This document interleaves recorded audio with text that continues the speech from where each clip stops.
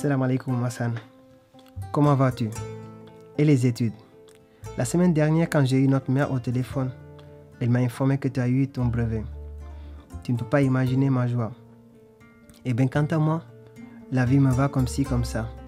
Je fais du volontariat et je suis animateur culturel. J'ai pas beaucoup de boulot, mais je ne me plains pas parce que je suis habitué. La vérité, c'est que l'Espagne n'a rien à voir avec Eldorado qu'on rêvait quand on était au Sénégal. Les Espagnols, il y a de tous les types. J'ai beaucoup d'amis, mais aussi il y a beaucoup d'ignorants. Jusqu'à certains qui te demandent dans quel continent se trouve le Sénégal. Il y a beaucoup de riches, mais aussi il y a beaucoup de pauvres. Il y a une crise qui a affecté tous les secteurs et le chômage augmente tous les jours, alors que les politiciens se voient incapables de trouver des solutions. Je suis arrivé à voir des conditions de vie que je ne m'attendais pas. Des personnes sans domicile fixe, d'autres qui gagnent leur vie faisant les poubelles, d'autres qui vivent dans des caves, d'autres dans des voitures abandonnées, des enfants qui ne vont pas à l'école. Ce qui se passe, c'est que les images des pauvres d'Europe ne nous arrivent pas en Afrique. La télévision nous manipule en nous montrant seulement la beauté. Je peux te confesser que beaucoup de compatriotes ont été déçus de la réalité que cette terre leur a réservée, qui nous a coûté presque la vie. Nous acceptons n'importe quel travail parce qu'on n'a pas le choix. Beaucoup de diplômés qui cueillent des fruits ou posent des briques, des médecins qui ramassent les ordures, des éducateurs qui surveillent la sécurité des discothèques. Les secs et l'orgueil ont puni beaucoup de frères.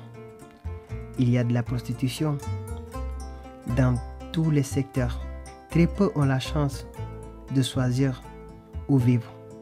Combien de sœurs soumises à des réseaux d'esclavage qui les obligent à vendre leur dignité dans les endroits les plus dangereux de la rue.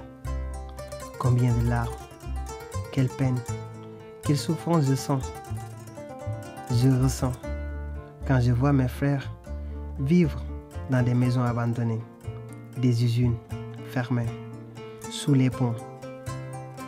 Quel danger vivre dans des poubelles ou vivre des poubelles. Imagine la quantité d'énergie que nous dépensons par jour et notre contribution au développement économique de ces pays qui, au lieu de nous remercier, nous soumettent à des lois qui nous rendent la vie chaque fois plus difficile. Aujourd'hui, je me rends compte de notre responsabilité, de la pauvreté de notre chère Afrique. Je sais que beaucoup veulent retourner, mais ils ont dépensé tout ce qu'ils avaient pour le prix de ce voyage. La déception ne leur a pas laissé d'autres options que rester et faire face à la réalité. Ce qui en vérité me fait de la peine.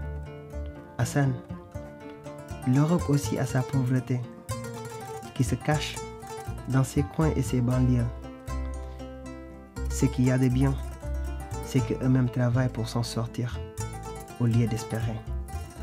Ne crois à personne de ceux qui reviennent au pays avec des cravates, des vestes, des habits neufs, disant que l'Espagne leur a réussi.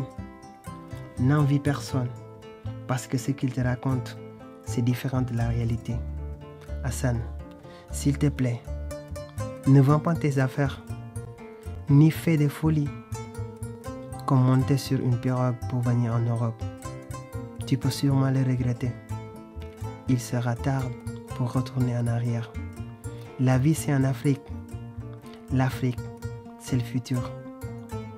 N'écoute pas ceux qui te disent que là-bas, il n'y a rien. Sûrement qu'ils ont raison, parce qu'on est en train de dépenser toute la force ici, dans ces pays. J'espère que tout va bien et tout ira bien et que tu m'écoutes avec ton cœur. Je suis ton grand frère et je t'aime beaucoup. Dans peu de temps, je commencerai à faire des démarches pour les papiers, pour solliciter un permis de résidence. Et ainsi, je pourrai retourner pour être avec toute la famille. Passe le bonjour à notre mère et dis-lui de ma part que je l'aime beaucoup et que vous me manquez aussi. Je t'embrasse fort, ton grand frère Mamadou.